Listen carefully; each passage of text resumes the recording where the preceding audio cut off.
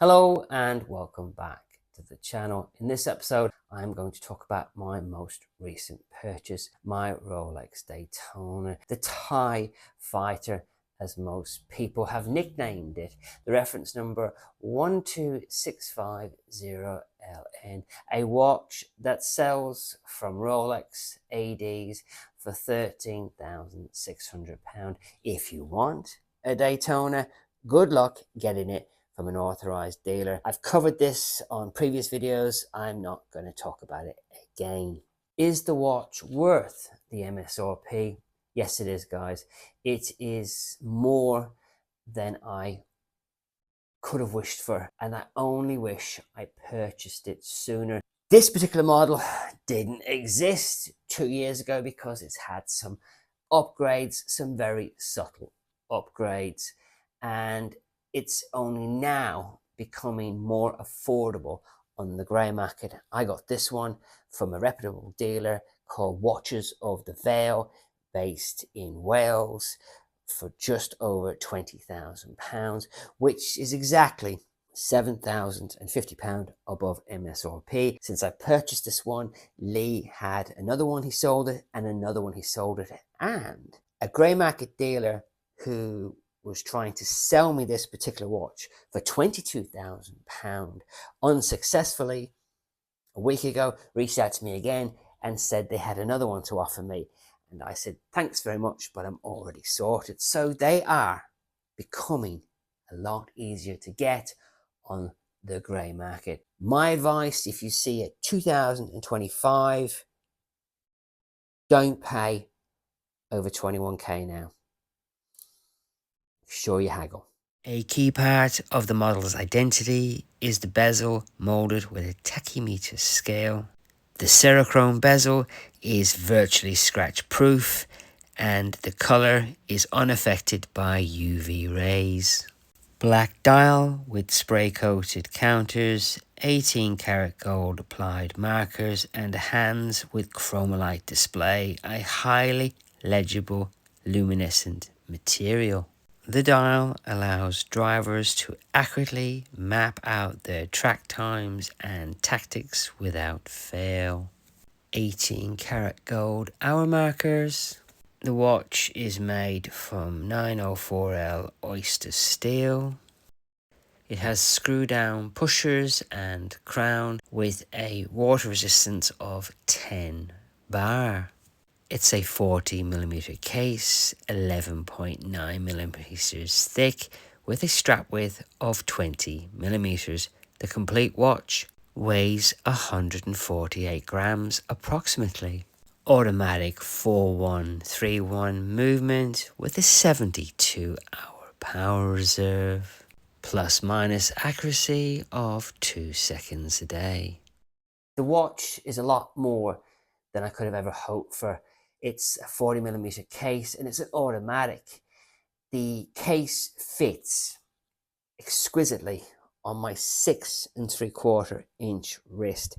Not too big, not too small. It's extremely light. I weighed the entire watch, including the one link I removed, and it came in at 148 grams. What I love about the watch is the fact that I don't have to manually wind it like my Speedy. What I also absolutely love about the watch, it's got a screw down crown and it's got screw down pushers. Not for everybody, but for me, it's a must. I now know I've got a 10 bar waterproof watch. That's also a chronometer with my Speedy, and no offense to all the Speedy owners out there, it's only 5 bar plus it's manual plus the pushers. I have seen them being ripped off, especially where somebody's not been paying attention. They get home and the pusher is missing. I have seen this many times. The fact that it's a screw down pusher just elevates the watch. The watch also has a 72-hour power reserve, where the standard Speedy only has either 50 or 55. I think 72 is the sweet spot. 72-hour power reserve on an automatic chronograph that is only 11.9 millimeters thick. That is just incredible, guys. And what else can I say about the watch? I wish that the watch was available to purchase as a walk-in. You don't get better than a Rolex, and you don't get better than a Daytona within my price bracket. Sure, there are Patek Philippe's, and sure, there are APs. There's a lot of watch manufacturers that are far better than a mass-produced Rolex. I would like to address some subscribers' concerns about buying the black Rolex Daytona. They are worried that it's not as legible as the Panda. I've owned it a week, I've worn it morning, noon and night, and I can assure you I've not struggled to tell the time. What I will say is that at night the lume is not as bright as I would have hoped for, and you will need a charging torch. It is 10 times better than my Speedmaster. My Speedmaster, I could charge it, and within 10 minutes, I can't tell the time. The lume on the Daytona will last after charging for a good 3 to 4 hours. Another issue that subscribers are telling me about is the polished center links. Honestly, guys, it's not a problem. I've again been wearing it all this time, and I can't see any scratches from looking at it with the naked eye. I'm sure if I looked up close, I'll see a scratch or two, but it doesn't really bother me. What I will say, I do have the Yachtmaster rose gold chocolate dial, and that is a scratch monster, and I can see them with the naked eye really easily. So don't let that stop you buying this watch. I hope that helps. One last thing, the bracelet is incredible on a modern Rolex. Even though I'm a big fan of Artem straps, you will never see this watch on an Artem strap, and that's a pity because it only has a 20mm lug width, which is the sweet spot for any strap, for any NATO strap. But I just don't think I could do it. I think Rolex hit the nail on the head when they designed this watch, and why mess with perfection? I hope I have answered some questions that you are just sort of not sure about before you pull the trigger. It's a lot of money, guys. It's a lot of money, and at least you're getting an honest opinion from a new owner. Make no mistake, there is nothing delicate about a Rolex Daytona. The Cerachrome bezel on the website is listed as scratch proof, bullet proof, and UV proof. This watch is a tank of a watch with screw down crown, screw down pushers, automatic 72-hour power reserve. This is a one and done Rolex. Why would you buy other Rolexes when this watch exists? All these Rolexes we are buying to get to this Rolex, when all we have to do is just go out onto the grey market and buy it. There are people with access to this watch from ADs, and congratulations, fantastic. I spoke to somebody who told me they had access to all the ADs, had a fantastic relationship, and gave me the big I am, and I believed it. And then I reached out to that person and I just said, listen, what are the chances of me getting a Starbucks? And this person said to me, well, it's not a first purchase watch. I think they misunderstood. I was hoping that they would use their influence, their big I am buy history influence, to help a fellow collector out to get into a Starbucks. And then I realized that people are full of dross. They just say stuff for the sake of saying it. In the comments, there will be loads of people saying, oh, I prefer the white one. Oh, I can get one from an AD, no problem. I can walk in there and I can just tell them I'm a collector. And because I've got a really good relationship with my AD, and because I'm a lovely person, unlike you, Brenny, they will sell me one. I only have one word for you, and the word is Muppet. What you're about to see are some very close-up shots of the watch. Some of the clips I'm just going to put music over because I don't need to tell you things to fill airspace. However, I have taken the time to narrate over certain sections of the video just to give you the technical details of the watch. There are also some subtle nuances within the watch that you're never going to know about unless you own one, and that's why it's worth watching the video all the way through. Did I just say nonce or did I say nuance? Nonce, nuance, nonce, nuance, nonce, nuance. I don't know, guys. It sounds the same to me.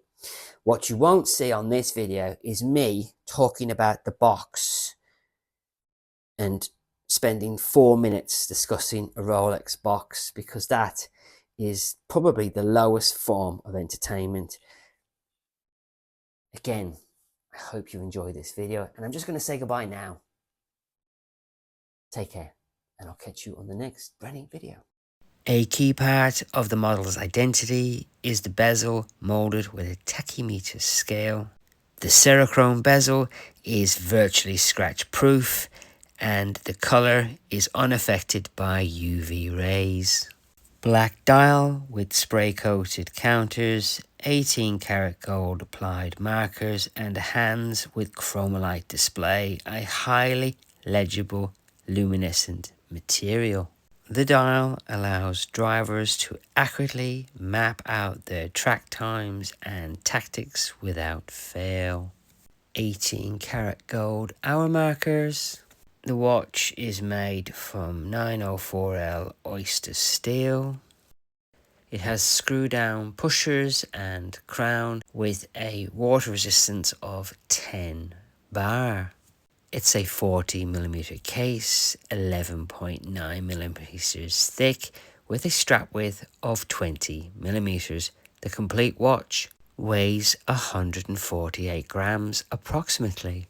Automatic 4131 movement with a 72-hour power reserve.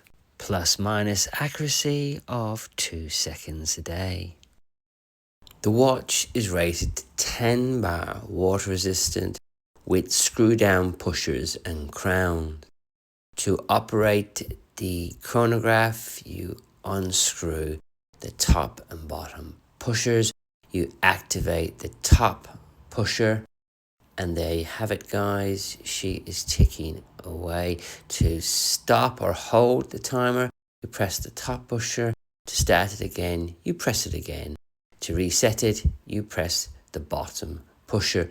It is as simple as that. When finished using the chronograph, simply screw down both pushers and the watch is now watertight, waterproof, up to 10 bar water resistant. The crown has the triple lock system, which makes it watertight when screwed down. Maybe it's because the watch has pushers that they don't rate this Daytona to above 10 bar water resistance. I reached out to my Rolex AD and I said, what if I was to run the chronometer permanently? And they said, not a problem. It's designed to run how you see fit. I now use the chronograph seconds counter as my watch seconds counter, and I keep the chronograph running permanently. I've been advised that over time the chronograph will unsync from the watch. I ran it for 3 days straight and that didn't happen. They both stayed in sync. The bracelet comes on a folding oyster lock safety clasp with easy link 5mm comfort extension link. Rolex uses oyster steel for its bracelets, specially developed by the brand. Oyster steel belongs to the 904L steel family, alloy most commonly used in high technology and the aerospace industry.